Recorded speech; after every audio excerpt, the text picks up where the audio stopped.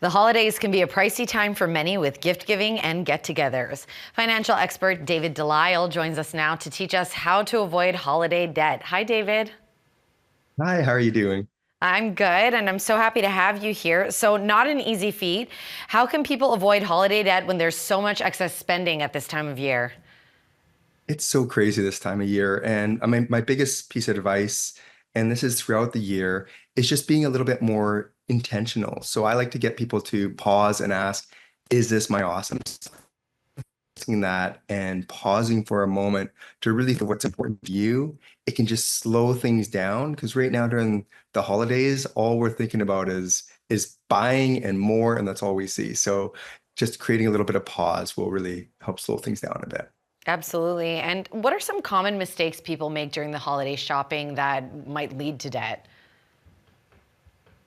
And the biggest one is just assuming we have to buy stuff.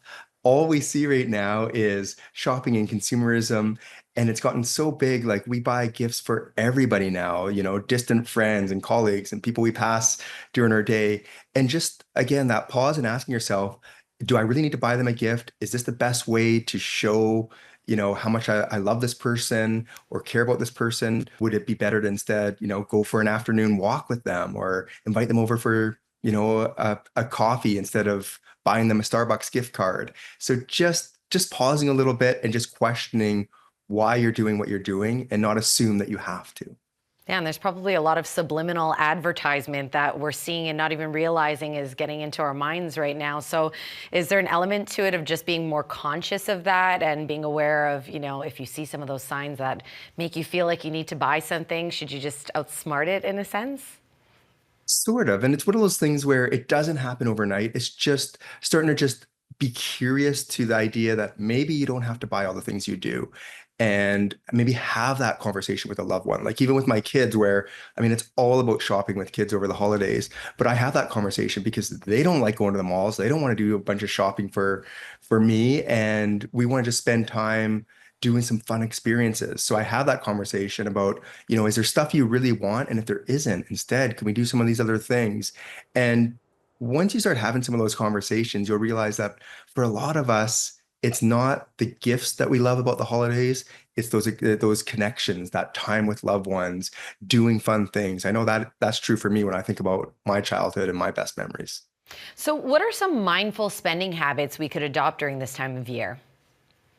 So, I mean, a great one, I mean, right now, because it's so easy to use credit cards and just do that tap.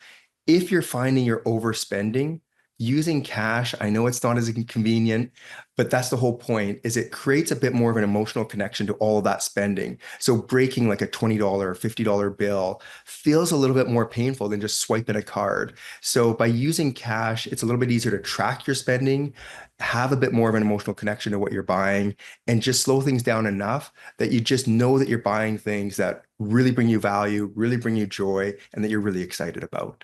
That's a good point. It's really easy to get tap happy. So let's talk about going into the new year. A lot of people might have a New Year's resolution to spend less and save more. How can someone upkeep those healthier spending habits like what you just spoke about?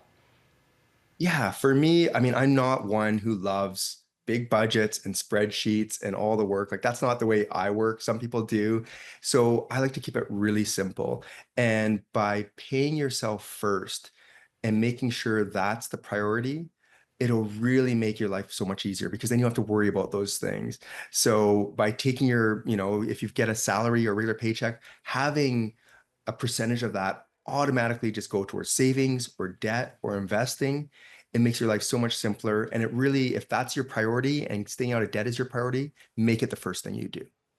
Do you have specific tips for families looking to plan a debt-free holiday season while still making it meaningful and enjoyable? I mean, we talked a bit about the shopping habits, but even just throwing a party, a New Year's party, a Christmas party, that gets expensive. So are there ways to cut back a little bit on that?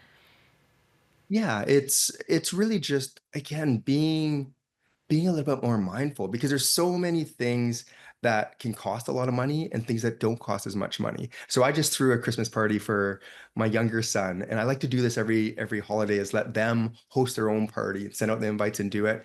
And for us, like we'll just go to a Walmart and just buy some, chips and candy and pop and all the things that little kids like. And it doesn't have to be so extravagant. And the thing is we build things up so it has to be, you need your specialty cocktail and you need your decorations and you need your bartender. You can do those things, but try to stay in line with what's really most important. If it's connecting, having fun, laughter, spending time with friends and family, make that the priority, not going overboard on everything else. And a potluck's always helpful, right? It alleviates a bit of the spending because everyone brings something. So there you go. Well, thank you so much, David. We appreciate your advice today. That's financial expert David Delisle.